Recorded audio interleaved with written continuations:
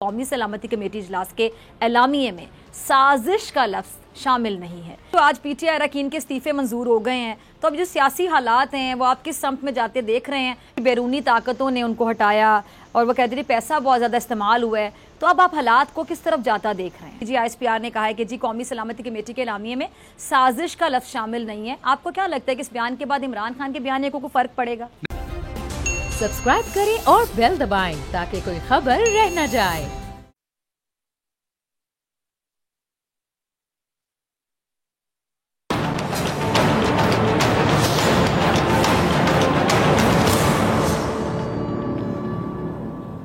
अस्सलाम वालेकुम नाजरीन, मैं हूं डॉक्टर फिजा अकबर खान और मैं हूं पाकिस्तान और आप देख रहे हैं पाकिस्तान के सबसे बड़े न्यूज़ चैनल का नंबर 1 प्रोग्राम ऐसे नहीं चलेगा। ये कहानी है एक बेस्ट पिस्टल शूटर की जो कि हंगरियन आर्मी में था और वो उस मुल्क का बेस्ट पिस्टल शूटर था। अच्छा, उस मुल्क में जितनी भी नेशनल चैंपियनशिप होती थी वो सारी जीत चुका था।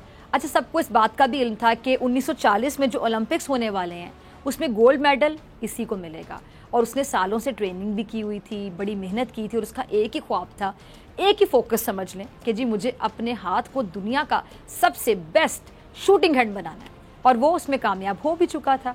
बस 2 साल का इंतज़ार था जहां वो साबित कर देता कि उसका दायां हाथ दुनिया का सबसे बेस्ट शूटिंग हैंड है। अच्छा, एक दिन एक हादसा हो गया जब उसके हाथ में, जिससे उसने ओलंपिक्स में गोल्ड मेडल जीतना था, उसमें हैंड ग्रेनेड फट गया और यूं उसका हाथ ज़ाया हो गया। जो उसका ख्वाब था, फोकस था, सब खत्म हो गया। अच्छा, अब उसके पास 2 रास्ते थे। एक ये कि वो बाकी की सारी ज़िंदगी रोता रहता कि ये क्या हो गया, कहीं जाकर छुप जाता, हिम्मत हार जाता, या फिर अपना जो मकसद था जिस पर उसने फोकस किया, इतनी मेहनत की, उसी के साथ बंधा रहता। 2 रास्ते। अच्छा, उसने क्या किया, जो उसने हिम्मत हारने के बजाय दूसरे रास्ते का इंतखाब किया, यानी अपने मकसद पर दोबारा फोकस किया। अब उसके पास एक बायां हाथ ही बचा था जिससे वो ठीक से लिख भी नहीं सकता था, लेकिन उसने बाएं हाथ से ट्रेनिंग शुरू कर दी और ट्रेनिंग के 1 साल बाद वो वापस आया। हंगरी में नेशनल चैंपियनशिप हो रही थी, वहाँ और भी बहुत सारे शूटर्स थे, सब ने जाकर उसे उसके स्पोर्ट्समैन स्पिरिट पर मुबारकबाद दी। अच्छा, किसी को इस बात का इल्म नहीं था कि वो बाएं हाथ से 1 साल की ट्रेनिंग करके आया। अच्छा, उसने तसल्लियाँ देने वालों को जवाब देते हुए कहा कि मैं यहाँ तुम्हारा हौसला बढ़ाने नहीं आया, बल्कि मैं तो तुम्हारा मुकाबला करने आया हूँ, तैयार हो जाओ। अच्छा, वहाँ जितने भी शूटर थे वो सब मुकाबला कर रहे थे, लेकिन एक बाजू खो जाने के बाद भी जीत उसी के हाथ आई, क्योंकि उसने हिम्मत ना हारने का मुकम्मल इरादा किया हुआ था। लेकिन वो यहाँ पर रुका नहीं। अब उसका मकसद क्लियर था कि मैंने अपना ये बायां हाथ दुनिया का सबसे बेस्ट शूटिंग हैंड बनाना है। उसने अपना सारा फोकस अगली होने वाली ओलंपिक्स पर रखा। अच्छा, लेकिन वर्ल्ड वॉर की वजह से वो जो ओलंपिक्स थी वो कैंसिल हो गई। फिर उसने अपना सारा फोकस उठाकर अगली होने वाली ओलंपिक्स पर लगा दिया, लेकिन ये ओलंपिक्स भी आलमी जंग की वजह से कैंसिल हो गई। फिर उसने अपना सारा फोकस, बड़ी मुश्किल बात है वैसे, अब भी उसने दोबारा फोकस जो था वो उससे अगली वाली ओलंपिक्स पर रखा। जब वो ओलंपिक्स के लिए आया तो उसकी उम्र उस वक्त जाहिर बात है बहुत ज़्यादा हो चुकी थी और उस उम्र में दुनिया के जो नौजवान खिलाड़ी हैं उनसे मुकाबला करना यकीनी तौर पर मुश्किल हो जाता है। लेकिन मुश्किल नाम का लफ्ज़ चूंकि उस बंदे की डिक्शनरी में था ही नहीं, वो ओलंपिक्स में गया। पूरी दुनिया के बेस्ट शूटर्स अपने बेस्ट हैंड से मुकाबला कर रहे थे और ये सिर्फ अपने एक हाथ से मुकाबला कर रहा था और उसने लगन के साथ उस ओलंपिक्स में फ़तह का झंडा लहरा दिया। फिर यूं उसकी फ़तह का सिलसिला ऐसे ही चलता रहा। अब कहानी बयान करने का मकसद ये है कि अगर आप किसी भी हारने वाले के पास चले जाएं ना, तो उसके पास 1000 बहानों की लिस्ट होगी कि मैं ज़िंदगी में इसलिए फ़ेल हो गया, इसलिए फ़ेल हो गया, इसलिए फ़ेल हो गया। मुत्तहिदा हुकूमत को भी यही लगता है कि इमरान खान हार चुके हैं, फेल हो चुके हैं और वो अपनी हार को छुपाने के लिए मुख्तलिफ बहानों का सहारा ले रहे हैं। जबकि इमरान खान ये कहते हैं कि वो हारे हैं ही नहीं, बल्कि वो आखिरी गेंद तक मुखालिफिन का मुकाबला करते रहेंगे। लेकिन मुत्तहिदा हुकूमत और तहरीक इंसाफ के दरमियान जो बढ़ता तनाव है उसकी वजह से पर सवाल उठाए गए हैं, जिनके जवाबात DG ISPR ने देकर आज उनकी मेरे ख्याल से खुलकर वजाहत कर दी है। ज़रा सुनिएगा। सुना आपने, DG ISPR फ़ौज के खिलाफ दुश्मन मुल्क की जानिब से किए गए प्रोपेगेंडा का जवाब दे रहे हैं। तर्जुमान पाक फ़ौज ने अमरीकी साजिश के सवाल पर जवाब देते हुए कहा है कि कौमी सलामती कमेटी इजलास के एलामिये में साजिश का लफ्ज़ शामिल नहीं है। प्रेस ब्रीफिंग में DG ISPR ने कहा है कि कौमी सलामती कमेटी में बहस के नुकात पर बात नहीं कर सकता, लेकिन मेरा ख्याल है कि इजलास के एलामिये में साजिश का लफ्ज़ शामिल नहीं है। अच्छा, DGISPR ने BBC की स्टोरी से मुतालिक बात करते हुए कहा कि वज़ीर आज़म हाउस में आर्मी चीफ और DGISI की उस वक्त के वज़ीर आज़म इमरान खान से कोई मुलाकात नहीं हुई। इस हवाले से जो सब बातें हैं वो बिल्कुल झूठ हैं। BBC ने बहुत ही वाहियात स्टोरी शाया की। इससे बड़ा झूठ किसी इंटरनेशनल लीडिंग एजेंसी की तरफ से नहीं बोला जा सकता। ये एक मुकम्मल मन घड़त स्टोरी थी, ऐसा कुछ नहीं हुआ। अच्छा, उन्होंने इमरान खान के एब्सोल्युटली नॉट वाले बयान पर बात करते हुए कहा कि इस हवाले से फ़ौज और इमरान खान एक पेज पर थे और किसी ने हमसे अड्डे नहीं मांगे, लेकिन अगर फ़ौज से भी अड्डे मांगे जाते तो फ़ौज का जवाब भी यही होता जो इमरान खान का जवाब था। अच्छा, एक सवाल के जवाब में मेजर जनरल बाबर इफ्तिखार का कहना था कि पार्लियामेंट हाउस में सदर के चैम्बर में 2 आला अफसरान की मुलाकात से मुतालिक मुझे कोई इल्म नहीं है। इमरान खान को इस्टेब्लिशमेंट ने कोई ऑप्शन नहीं दिया था। अच्छा, DGISPR ने मज़ीद बातों की वजाहत की और क्या कहा कि फ़ौज किसी को NRO देने की पोजीशन में नहीं है। पाकिस्तान में अब कोई मार्शल लॉ नहीं आएगा। न्यूट्रल का लफ्ज़ फ़ौज के किरदार को बयान नहीं करता है। फ़ौज डिसइंफॉर्मेशन मुहिम का बहुत बड़ा टारगेट है। फ़ौज में किसी किस्म की तकसीम नहीं है। अच्छा, उन्होंने एक बात और वाज़े की कि आर्मी चीफ तौसी नहीं चाहते हैं और DGISPR ने बहुत सी बातों की वजाहत करते हुए ये जो शकूक व शुबात के बादल हैं उनको ख़त्म कर दिया। अच्छा, इमरान खान भी बहुत से शकूक व शुबात दूर करने के लिए अवामी अदालत में उतर चुके हैं और उन्होंने पेशावर में जो जलसा किया है, बहुत से तजियाकार इस जलसे को बहुत बड़ा जलसा भी करार दे रहे हैं। इमरान खान अब एक बार फिर से कह लें कि अवाम में आ चुके हैं और वो अवाम में अपने बयानिए को फैलाते चले जा रहे हैं। ज़रा सुनिएगा। जी, तो सुना आपने इमरान खान को, उन्होंने अवाम से बहुत बातें की, अदालत से भी कई सवाल पूछे। क्या कहा कि मैंने आज़ाद अदलिया के लिए जेल काटी है। मैं अदालत से पूछता हूँ कि रात के अंधेरे में अदालत क्यों लगाई। मौजिज़ जजेस मुझे जवाब दें कि मैंने क्या जुर्म किया था कि आपने रात के 12 बजे अदालतें लगाई। इमरान खान ने बैरूनी साजिश पर बात करते हुए कहा कि जब अमेरिका ने पाकिस्तान में ड्रोन हमले किए तो नवाज शरीफ के मुँह से आवाज़ नहीं निकली क्योंकि ये अमेरिका के गुलाम हैं। लेकिन अमेरिका ने कहा कि अगर इमरान खान ना रहे तो तमाम गलतियां माफ़ कर देंगे। अमेरिकियों सुन लो, हमें तुम्हारी माफ़ी की ज़रूरत नहीं है। अमेरिकियों, हमें तुम्हारी माफ़ी की ज़रूरत नहीं है। तुम होते कौन हो? तुम्हें शरीफों जरदारियों की आदत पड़ी हुई है। अच्छा, इमरान खान ने यह भी कहा कि हमें अमरीकी गुलामों के खिलाफ बाहर निकलना है। जब भी कोई वज़ीर आज़म हटाया जाता था तो पाकिस्तान में मिठाइयाँ बांटी जाती थी, मगर जब मुझे हटाया गया तो सारी कौम पूरे मुल्क के तमाम शहरों में सड़कों पर निकली। आपने मुझे इज्जत दी, मैं अल्लाह ताला का शुक्र अदा करता हूँ। और साबिक वज़ीर आज़म ने यह भी कहा कि ये लोग समझते थे कि अवाम इम्पोर्टेड हुकूमत तस्लीम कर लेगी। कौम ने अपना फ़ैसला सुना दिया कि इम्पोर्टेड हुकूमत नामंजूर है। आज कौम ने फ़ैसला करना है कि हम अमेरिका के ग़ुलाम बनना चाहते हैं या हमें हकीकी आज़ादी चाहिए। अमरीकियों ने बड़े डाकुओं को मुसल्लत करके मुल्क की तौहीन की है। हम गैरों की हुकूमत को नहीं मानते।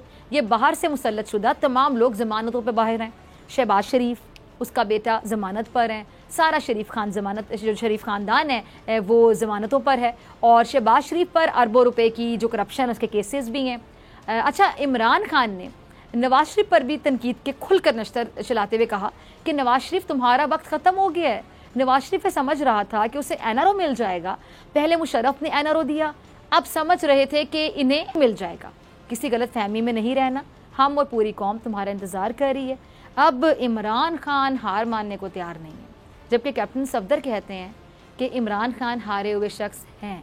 सुनिएगा कैप्टन सफदर को। जी, तो सुना आपने कैप्टन सफदर को, वो कह रहे हैं कि जी इमरान खान हारे हुए शख्स हैं, वो माजी का हिस्सा बन चुके हैं, वो मेहमान अदाकार के तौर पर आए थे, उन्होंने मुल्की मईशत और रिवायात को धचका दिया है। अच्छा, कैप्टन सफदर जरदारी और बिलावल की तारीफ़ों का पुल बांध रहे थे कि जी मेरा उनसे सिर्फ हुकूमत का ही नहीं रिश्ता, बल्कि वो तो दामादों की एसोसिएशन के चेयरमैन भी हैं और बिलावल मेरे लिए काबिल एहतराम है। बिलावल के नाना ने 73 के आइन के लिए कुर्बानियाँ दी हैं। बिलावल की माँ ने लियाकत बाग में गोलियाँ खाकर जमहूरियत के लिए कुर्बानियाँ दी हैं। किसी पार्टी का भी लीडर हो उसको इज्जत देनी चाहिए। अच्छा, नून लीग अपनी बदतरीन मुखालिफ पीपल्स पार्टी को तो इज्जत दे रही है, लेकिन नैब को मज़ीद इज्जत देने के लिए तैयार नहीं है। और शाहिद ककान अब्बासी वो कई बार नैब के खात्मे की बात आपको पता कर चुके हैं और मुत्तहिदा हुकूमत भी अब नैब को ख़त्म करने के लिए काम शुरू कर देगी, क्योंकि मुत्तहिदा हुकूमत के बकौल नैब का जो रवैया है वो जानिबदार है। लेकिन चेयरमैन नैब जानिबदारी के इल्ज़ाम मुस्तरद कर रहे हैं। ज़रा चेयरमैन नैब का क्लिप चलाइएगा।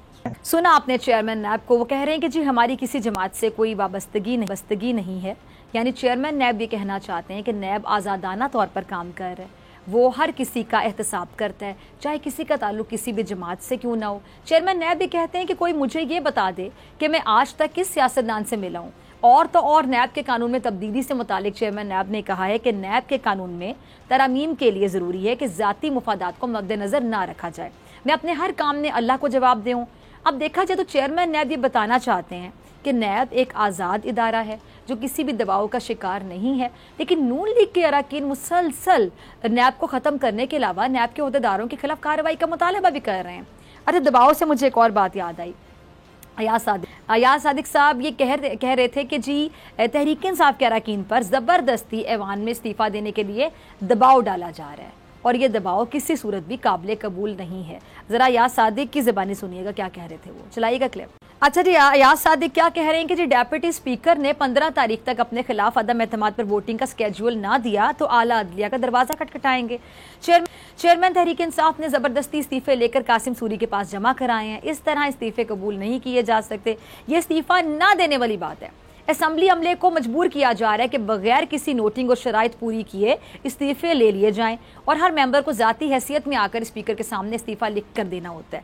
अच्छा, अयाज सादिक ने एक दावा भी किया कि तहरीक इंसाफ के लोगों से उनका रब्ता हुआ और उनका ये कहना है कि हमसे ज़बरदस्ती इस्तीफ़ा लिया गया है। अब दूसरी जानिब फ़ारूक हबीब, उन्होंने इस बात की तस्दीक की है कि तहरीक इंसाफ के 123 अरकान कौमी असम्बली हैं उनके इस्तीफ़े मंजूर कर लिए गए हैं। क्या कह रहे थे फ़ारूक के जी कायम मुकाम स्पीकर कासिम सूरी ने PTI अरकान के इस्तीफ़े मंजूर कर लिए हैं। कौमी असम्बली सेक्रेटरीट ने इस्तीफ़ों की मंजूरी का बाकायदा नोटिफिकेशन भी जारी कर दिया है और ज़राए कौमी असम्बली सेक्रेटरीट ने भी 123 अरकान कौमी असम्बली के इस्तीफ़े मंजूर करने की तस्दीक कर दी है। अच्छा, फ़ारूक ने एक मुतालबा भी किया है। मुतालबा ये कि जी इस्तीफ़ों की मंजूरी के बायस मुल्क में आम इंतखाबात नागुज़ीर हो चुके हैं। कायम मुकाम स्पीकर कासिम सूरी ने अपने हुक्मनामे में कहा है कि मुझे 125 अरकान के इस्तीफ़े मौसूल हुए, जिनमें से 2 अरकान के इस्तीफ़ों की तस्दीक नहीं हो सकी है, लिहाजा 123 जो बचे 123 अरकान उनके इस्तीफ़े कबूल कर लिए हैं। अब नाज़रीन, अगर देखा जाए तो ये उल्टा सा मामला हो गया ना, उल्टा मामला। एक वक्त था जब मुस्लिम लीग नून अपोजिशन में थी और वह असम्बली से इस्तीफ़ा देना चाहती थी और नून लीग का यही मौक़िफ़ PDM में दरार का सबब भी बना था। नून लीग के 2 अरकान असम्बली के इस्तीफ़े उस वक्त के स्पीकर असद कैसर को भिजवा दिए गए थे, आपको याद होगा, और दोनों अरकान असम्बली ने असद कैसर के पास जाकर इस्तीफ़ा कबूल ना करने की दरख्वास्त की थी। और अब अयाज सादिक भी ऐसा ही दावा कर रहे हैं कि जी उनकी तहरीक इंसाफ के लोगों से बात हुई जो इस्तीफ़ा देने में दिलचस्पी ही नहीं रखते, लेकिन तहरीक इंसाफ मुनहरिफ जो अरकान हैं उनके खिलाफ कार्रवाई करने में दिलचस्पी ज़रूर रखती है। अब खबर क्या है, इमरान खान ने मुनहरिफ जो अरकान हैं उनकी ताहयात नाअहली के लिए सुप्रीम कोर्ट में दरख्वास्त दायर कर दी है। दरख्वास्त में मौक़िफ़ इख्तियार किया गया है कि अपनी जमात को छोड़ने और पैसे लेकर फ्लोर क्रॉसिंग करने वाले अरकान आइन की खिलाफ वर्जी कर रहे हैं। और दरख्वास्त में यह भी कहा गया कि जमात की पॉलिसी पर अमल दरामद ना करने वालों के खिलाफ आर्टिकल 63A के मुताबिक कार्रवाई होती है। पार्टी टिकट पर इलेक्शन जीतकर अवाम के वोट को बेचा नहीं जा सकता है। अच्छा, मतन में मजीद कहा गया कि जी पार्टी से मुनहरिफ होने वाले अरकान असम्बली को ताहयात नाअहल करार दिया जाए। जो भी रुकन पार्टी को छोड़ना चाहता है वो पहले असम्बली रुकनीत से इस्तीफ़ा दे, क्योंकि तहरीक इंसाफ ये समझती है कि उसकी हुकूमत साजिश के तहत ख़त्म की गई है। और शौकत तरीन भी यही बात कर रहे हैं, ज़रा सुनिएगा। सुना आपने साबिक वज़ीर ख़जाना शौकत तरीन को, वो क्या कह रहे हैं कि जी ऑपोजिशन को पता था कि अगर PTI हुकूमत बरकरार रही तो उनकी गेम ख़त्म हो जाएगी, इसलिए इमरान खान को हटाया गया। PTI दौरे हुकूमत में 5 मिलियन नौकरियां फराहम की गईं। कामयाब जवान और सेहत कार्ड सबसे बड़े प्रोजेक्ट थे। हुकूमत बरकरार रहती तो यह वादा पूरा हो जाता और अपोजिशन को पता था कि उनकी गेम ख़त्म हो जाएगी, इसलिए इमरान खान को हटा दिया गया। लेकिन इस खेल के लिए जो तरीकाकार इख्तियार किया गया है उस पर PTI को एतराज़ है कि बैरूनी कुव्वतों का साथ देकर जमहूरियत पर हमला किया गया, गैर जमहूरी रिवायात को फ़रोग दिया गया। अच्छा, PTI का ये दावा सियासी हो सकता है, लेकिन अवामी फैसला है वो हरगिज़ गलत नहीं होता। जो अपने वोट से गलत खेलने वाले खिलाड़ी को मैदान से बाहर बिठा देते हैं और कहते हैं कि जी अब ऐसे नहीं चलेगा। मिलते हैं ब्रेक के बाद।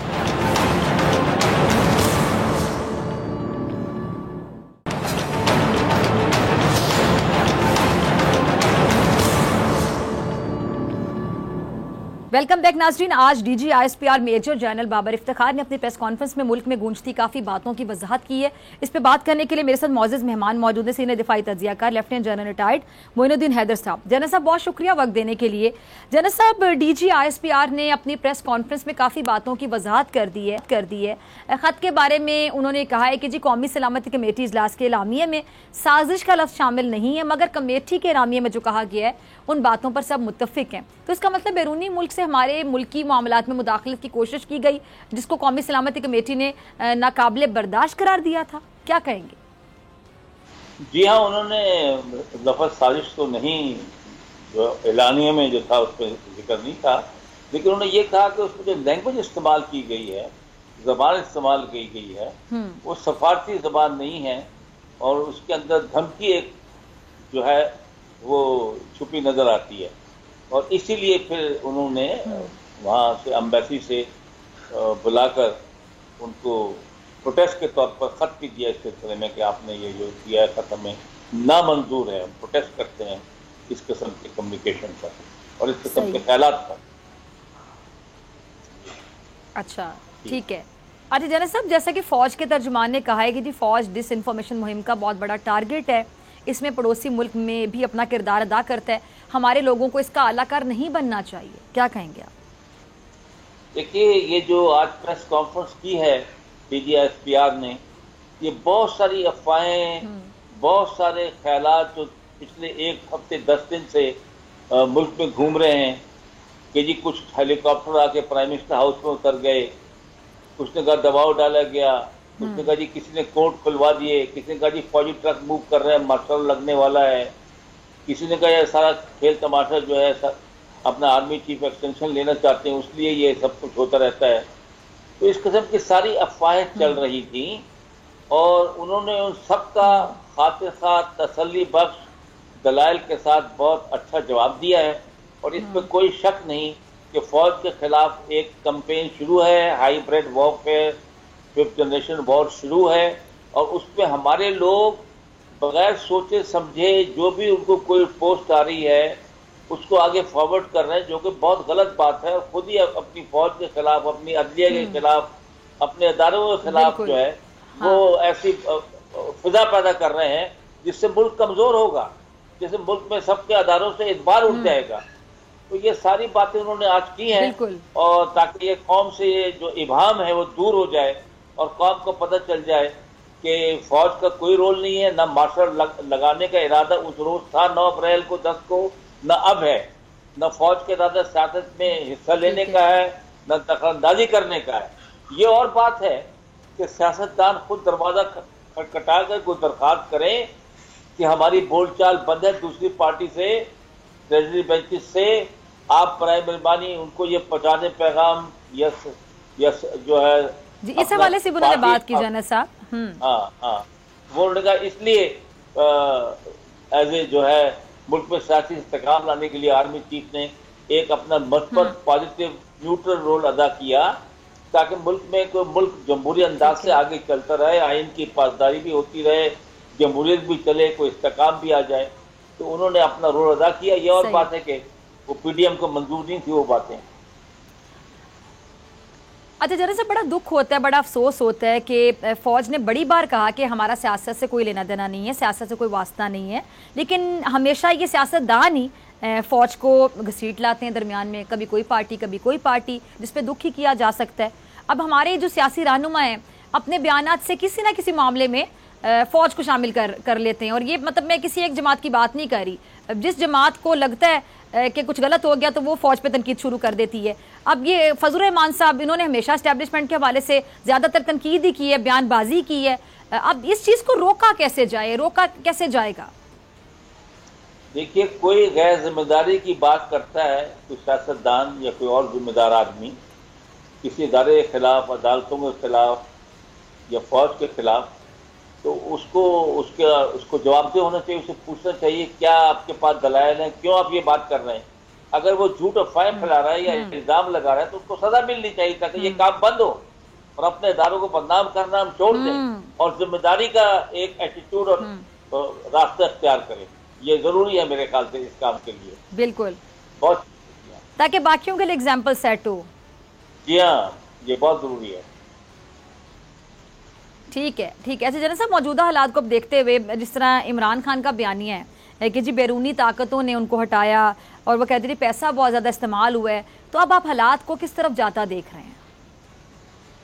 देखिए, बैरूनी ताकतें जो होती हैं, जिनकी हमारे मुल्क में दिलचस्पी होती है फॉर वट एवर रीज़न, वो कोई ना कोई अपना सियासतदानों से राब्ते रखती हैं, और इसमें कोई शक की बात नहीं। कोई सियासतदान और कोई पार्टी जो होती है उनकी पसंदीदा भी होती है, वो समझते हैं उनके लिए ज़्यादा सूदमंद है या फ़ायदेमंद है और वो उनकी पॉलिसी के साथ मिलकर चलेगी, तो उसको वो खुफिया सपोर्ट भी देते हैं, उसको लुक आफ्टर भी करते हैं। तो साल से हो रहा है, सारे ममालिक ये काम करते हैं जो पाकिस्तान में दिलचस्पी रखते हैं, लेकिन ये बहुत ब्लेटेंट और इसको सामने खुलकर नहीं होना चाहिए। अब ये भी आप देख रहे हैं, पहले ऐसा नहीं होता था। पहले आते थे बाहर के जो जिम्मेदारान, मुजरा या कुछ दूसरे VVIP, तो वो सिर्फ जो था जो सरकार के वजीर होते थे, हुकूमत के सदर या वज़ीर आज़म से मिलकर चले आते थे। बाद में उन्होंने अपोजिशन लीडर से मिलना शुरू किया, बाद में दूसरी पार्टी से मिलना शुरू किया। अब ये ज़रूरी हो गया कि जो भी बाहर से आता है वो आर्मी चीफ में ज़रूर कॉल करता है, तो उससे फिर लोग ये इंप्रेशन लेते हैं कि शायद फ़ौज सियासत में इन्वॉल्व हो रही है, या वो लोग ये समझते हैं कि फ़ौज जो है वो सब काम पीछे बैठ के चलाती है। तो ये इन तमाम चीज़ों का आस्ता आस्ता इसका असर ज़ाहिर करना ज़रूरी है, और सियासतदानों को जिम्मेदारी के साथ अपना काम संभालना चाहिए और उनके बाहर वालों के साथ भी डील करना चाहिए और मुल्क के अंदर भी इस्तेकाम लाना चाहिए। अच्छा, एक आखिरी सवाल जनरल साहब, अब ये जो पूरी सूरत हाल है, जैसा कि DG ISPR की प्रेस कॉन्फ्रेंस में बड़ी चीज़ें वजाहत से उन्होंने बयान कर दी, ये जो फ़ौज के खिलाफ बाकायदा एक मुहिम की जा रही है, साजिश कह लें, प्रोपेगेंडा कह लें, और ये पड़ोसी मुल्क से किया जा रहा है, तो हमारी जो कौम है उसको समझदारी का कितना मुजाहिरा करना चाहिए कि ऐसी सिचुएशन, जारी बात है पड़ोसी मुल्क है, हमारा दुश्मन मुल्क है, वो तो कैश करवाने की कोशिश करता है हर सिचुएशन में, लेकिन हमारी कौम ने अब मैच्योर कौम के तौर पर, समझदार कौम के तौर पर प्रैक्टिकली कैसे साबित करना है, हम सब ने एक होकर एक मुंह तोड़ जवाब देना है पड़ोसी मुल्क को। देखिए जी, ये खाली पड़ोसी मुल्क का काम नहीं है, इसमें और बहुत से ममालिक इन्वॉल्व हैं, और इसमें बहुत से ममालिक जो पाकिस्तान की इस्तेकाम सियासी नहीं चाहते, माशी नहीं चाहते, जो पाकिस्तान में एक मजबूत फौज देखना नहीं चाहते, क्योंकि पाकिस्तान की आज़ादी और गुलामी सब ममालिक को एक मुंह तोड़ जवाब हमारी कौम ने कैसे किरदार करना है कि हम सब तो एटलीस्ट एक पेज पर हो।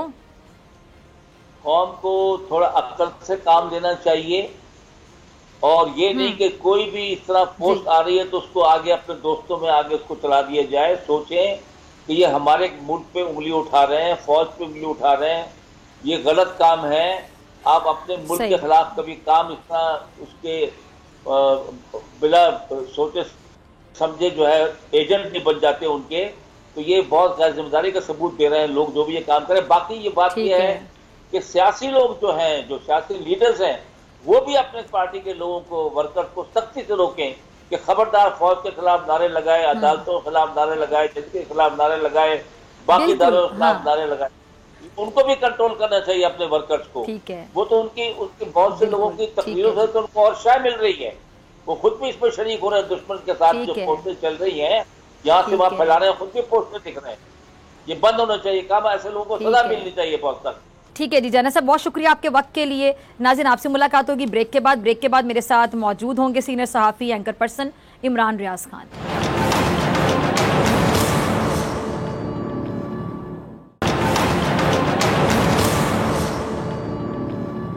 वेलकम बैक नाजरीन। अब बात करेंगे मुत्तहिदा और हुकूमत बमुकाबला इमरान खान। इस मैच में कौन कामयाब होगा, अब तक किसका पलड़ा भारी है, सब जानना चाहते हैं। इस पे बात करने के लिए मेरे साथ मौजूद हैं सीनियर सहाफ़ी एंकर पर्सन तजियाकार इमरान रियाज खान। इमरान, बहुत शुक्रिया वक्त देने के लिए।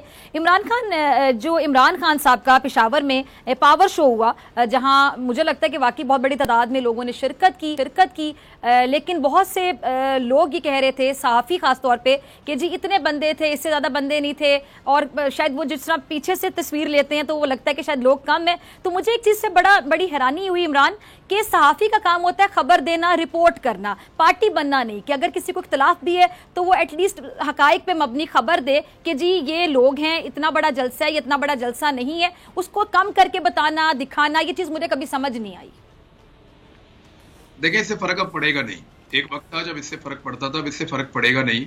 अब मामला जो है वो सोशल मीडिया पे है और लोग खुद फैसला करते हैं कि ये बड़ा था या छोटा था, तो वो लोग खुद ही फैसला कर लेंगे। अगर किसी की बात में लोगों को लगेगा ये झूठ बोल रहा है या बोल रही है, तो लोग उसकी क्रेडिबिलिटी हिट हो जाएगी। अगर लोगों को लगेगा कि ये सच बोल रहा है या सच बोल रही है, तो फिर उसकी क्रेडिबिलिटी हिट नहीं होगी। ये टाइम नहीं जब अकेला जियो टीवी था या 2-3 टीवी और थे जिनकी बुनियाद के ऊपर लोग किसी जलसे के बड़े या छोटे का फैसला करते थे। अब तो टीवी भी बहुत सारे हैं, इसके अलावा सोशल मीडिया भी है। फिर एक पॉलिटिकल पार्टी का नौजवान आराम से छत पे चढ़ के वीडियो बनाता है और वो पॉलिटिकल पार्टी खुद वीडियोस बनाती है और बना के डाल देती है। फ्लॉप जलसा होता है, लोगों को पता चल जाता है। फ्लॉप नहीं होता, लोगों को पता चल जाता है। कोई क्या कहता है इससे लोगों को नहीं पड़ता, इससे फर्क उसकी अपनी क्रेडिबिलिटी को पड़ सकता है। लोग खुद ही डिसाइड कर लेते हैं। ठीक है, ठीक है। अच्छा इमरान, अब ये जो आज पीटीआई अरकान के इस्तीफे मंजूर हो गए हैं, तो अब जो सियासी हालात हैं वो आप किस समत में जाते देख रहे हैं? क्या हुकूमत ज़िमनी इंतखाबात करवाएगी या फिर इमरान खान अभी जलसों और ये प्रेशर की वजह से ये जो बात है ये नए इलेक्शन की तरफ खुद लेकर जाना चाह रहे हैं कि बस अब ये प्रेशर इतना हो या अवाम जिस तरह उनके साथ है, उनका ये मानना भी है, उनको यकीन है, तो ये इलेक्शन की तरफ बात जाए? देखिए, जो इम्पोर्टेड गवर्नमेंट अब बनी है उस गवर्नमेंट को सपोर्ट तो मिलना शुरू हो गई है, वो आपको नजर आ रही है।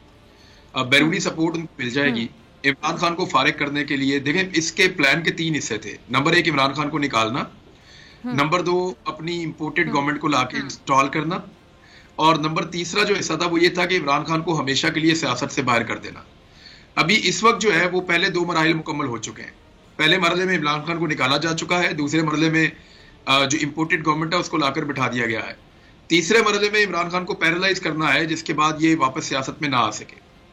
अब इसके ऊपर काम शुरू हो चुका है और आज आपने देखा ना कि मईशत के ऊपर भी कहीं से बात हुई, मुख्तलिफ चीज़ों के ऊपर जो है वो बातचीत हो रही है और ये तासुर एक पाकिस्तान में फैलाया जा रहा है मौजूदा हुकूमत की जानिब से या उनके चाहने वालों की जानिब से कि स्टेबिलिटी ये हुकूमत लेकर आई है और इस हुकूमत की तारीफें होना शुरू हो गई हैं। आप आने वाले दिनों में ये देखेंगे कि इमरान खान के खिलाफ शिकंजा कस दिया जाएगा फॉरेन फंडिंग केस का। वही केस जो है वो पीपल्स पार्टी पे भी है और पीएमएलएन पे भी है। अगर तीनों का फैसला करें तो फिर तो पीटीआई से पहले वो दोनों जमातें फारिग हो जाती हैं, उनके तो मामला ही बहुत गंदे हैं।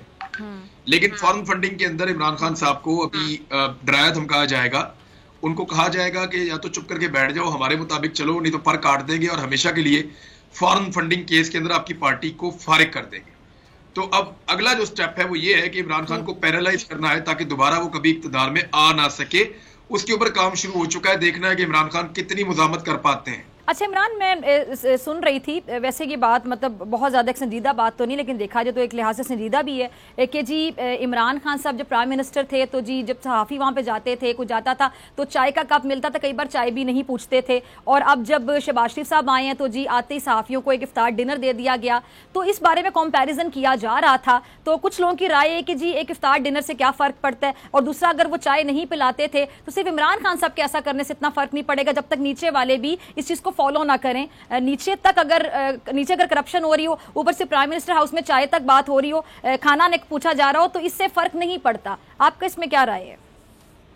देखें, इमरान खान की 4.25 साल की हुकूमत के बाद इस अपोजिशन के पास सिर्फ, जो अब हुकूमत में है उनके पास सिर्फ एक नाम है फराह गुज्जर का, और उसका भी कोई सबूत इनके पास नहीं है कि उसने करप्शन की और वो रंगे हाथों पकड़ी गई है। उसके करप्शन के कोई सबूत लें और लाके बताएं जनाब ये उसने करप्शन की है। अगर 3 साल और 8 महीने के बाद इनके पास सिर्फ ये है तो फिर तो इमरान खान पाकिस्तान का ईमानदार तरीन आदमी है। अगर 4.25 साल उसकी हुकूमत के बाद सिर्फ यही निकाल के लाए। देखिए, उसके मुखालिफिन भी कहते हैं कि वो ईमानदार आदमी, पैसे वैसे नहीं खाता, ना उसका कोई इसमें दिल करता है, ना वो इन चीजों के चक्कर में है। उसकी गवर्नेंस के ऊपर उंगली उठाते हैं तो दुनिया ने इसकी तारीफ की कि उसने जिस तरीके से गवर्न किया पाकिस्तान को, मईशत को खास तौर पर, और मईशत के अलावा जिस तरह कोरोना में उसने डिलीवर किया, तो उसकी मिसाल पूरी दुनिया में 1-2 मुल्कों के अलावा कहीं नहीं मिलती है। अब आ रहे बात ये जो नई हुकूमत बनी है। अच्छा इमरान, आप एक बात यकीन से कहते हैं कि इमरान खान साहब का जिस तरह का किरदार रहा है कि ठीक है, लोग उनके बारे में बात करते हैं, अच्छी बात करते हैं कि वो करप्ट नहीं है, लेकिन उनके नीचे जितने लोग काम करते रहे, ज़ाहिर बात सिर्फ इमरान खान नहीं, उनकी पूरी टीम थी, तो क्या उनकी टीम भी इमरान खान की तरह ही काम करती रही? या आप यकीन से कह सकते हैं? एक आदमी जो है ना, वो जब खुद ठीक काम करता है तो रफ्ता रफ्ता सब ठीक हो जाते हैं। आपको ऊपर से तब्दीली लानी पड़ती है, नीचे से तब्दीली आती नहीं है। तब्दीली ऊपर से नीचे की तरफ जाती है। कम से कम अगर वो आदमी कहता है कि यार मैं तो ये क्या नहीं इस करता, अरसे में आई ये तब्दीली, किस हद तक आई, कितनी परसेंटेज आपको लगता है कि आई थी ये 3-3.5 साल, पौने 4 साल में? आप मुझे मेगा स्कैंडल बताएं कौन से हैं इस हुकूमत के, मुझे कोई गिनवाए ना जिसके अंदर साबित हो गया हो कि इन्होंने करप्शन की है। ये इस हुकूमत के मेगा स्कैंडल सिर्फ वही हैं जिनको इमरान खान ने पकड़ा है। मजे की बात देखें। ठीक है। अच्छा, इमरान फौज के तर्जुमान ने, DGISPR ने कहा है कि जी कौमी सलामती कमेटी के एलामिये में साजिश का लफ्ज शामिल नहीं है। आपको क्या लगता है कि इस बयान के बाद इमरान खान के बयान को फर्क पड़ेगा? नहीं, कोई फर्क नहीं पड़ेगा। साजिश का लफ्ज शामिल नहीं है। देखिए, अगर साजिश का लफ्ज शामिल कर देते तो फिर सारी पॉलिटिकल पार्टीज को जेल में डालना पड़ता या साजिशियों को पकड़ना पड़ता फौरी तौर पे। साजिश जो होती है ना, उसको पकड़ना पड़ता है, उसको साबित करना पड़ता है, उसके लिए तहकीकात करनी पड़ती है, कमीशन बनाने पड़ते हैं, जिसके लिए तरीके इंसाफ कह रही है कि बनाए कमीशन और इस साजिश को पकड़े। साजिश पकड़ी जाती है। ऐसा नहीं होता कि साजिश जो है वो ये बैरूनी मुदाखलत थी। देखें, मेरे खिलाफ या किसी के खिलाफ भी या आपके खिलाफ भी कोई बाहर से मुदाखलत होगी तो आप ये कहेंगे मेरे खिलाफ साजिश हो रही है। अब उसके ऊपर इंक्वायरी होगी तो चीजें क्लियर होगी ना। देखें, क्या आज DGISPR ने यह कहा कि कोई बैरूनी साजिश नहीं थी? देखें, सवाल यह है, अगर उन्होंने ये कहा कि साजिश का लफ्ज उसमें नहीं लिखा तो क्या उन्होंने कहा कि बैरूनी साजिश थी ही नहीं? वो ये कह सकते हैं कि हम ये यकीन से कहते हैं कि बैरूनी साजिश नहीं थी, क्योंकि वो इसलिए नहीं कह सकते कि उन्होंने इसकी इंक्वायरी नहीं की।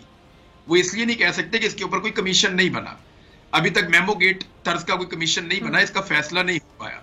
लिहाजा ये एक बैरूनी मुदाखलत है और ब्लेटेंट बैरूनी मुदाखलत का वर्ड इस्तेमाल किया था इन्हीं सब साहिबान ने, और इस्तेमाल करके कौम को बताया था कि पाकिस्तान के अंदरूनी मामलात में एक ब्लेटेंट इंटरफेरेंस हो रही है और एक्सटर्नल फैक्टर्स हैं जो इंटरफेयर कर रहे हैं।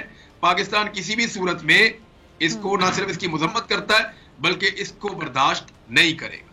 तो आज इमरान खान साहब के बयानिए को एक्चुअली आप लोग तस्वीर में एक रुख देख रहे हैं। DGISPR ने इमरान खान साहब के बयानिए को तकवीयत दी है और उनके बयानिए को तस्दीक की है। ठीक है। अच्छा इमरान, मुत्तहिदा हुकूमत की मैं बात करना चाहूंगी, तो अभी तक वफाकी काबीना का फैसला नहीं हो सका है। पीपल्स पार्टी और MKM पाकिस्तान को अगर देखा जाए तो शहबाज शरीफ की काबीना में शामिल होने से बाकायदा, अगर मैं हिचकिचाहट का लफ्ज़ इस्तेमाल करूं तो आप शायद अग्री करें, हिचकिचा रहे हैं। तो इसकी क्या वजह आपको नज़र आती है कि क्या मतलब जरदारी साहब के बारे में कहा जाता है बड़े स्मार्ट हैं, स्मार्ट मूव के माहिर हैं, एक्सपीरियंसड हैं, बड़े तजर्बाकार हैं, तो आपको लगता है कि बस ये चाहते हैं कि फ्रंट पर शहबाज शरीफ साहब भी रहें और आगे इलेक्शन बहरहाल होने हैं, जल्दी नहीं होते तो थोड़ी देर से हो जाएंगे, तो वो मतलब आना नहीं चाह रहे आगे पीपल्स पार्टी वाले के वोट बैंक हमारा मुतासिर ना हो, आगे शहबाज शरीफ ही रहें ताकि जो नुकसान हो इलेक्शन में नून लीग को हो जाए? आपको लगता है जो पब्लिक का रिएक्शन आया ना संडे को, उसने सारा सिनेरियो तब्दील कर दिया। MKM कभी भी कराची के जलसे से पहले कैबिनेट का हिस्सा नहीं बनेगी। वो ये उनको पता है कि अगर वो आज काबीना ज्वाइन कर लेते हैं तो कल कराची के अंदर वो होगा, लोग रिएक्शन दे देंगे बहुत बड़े पैमाने पे। वो कराची के जलसे से पहले कभी भी कैबिनेट का हिस्सा नहीं बनेंगे। अल्टीमेटली इनको बनना तो पड़ेगा, लेकिन ये सोच रहे हैं कि ऐसा कौन सा तरीका है कि हम इस काबीना का हिस्सा बने और हमारी बदनामी और बेइज्जती कम से कम हो। पब्लिक रिएक्शन देख के सियासतदान फैसला करते हैं, और पब्लिक का जो एकदम खुदकार किस्म का रिएक्शन आया ना, वो बहुत बहुत अलार्म है, घंटी बज रही है हर तरफ। ठीक है इमरान, बहुत शुक्रिया आपके वक्त के लिए। इसी के साथ अकबर खान को दीजिए इजाजत, आपसे मुलाकात होगी इंशाल्लाह कल सेम टाइम सेम चैनल। अगर जिंदगी ने वफा की, दुआ में याद रखिएगा, अपना बहुत ख्याल रखिएगा। अल्लाह निगहबान।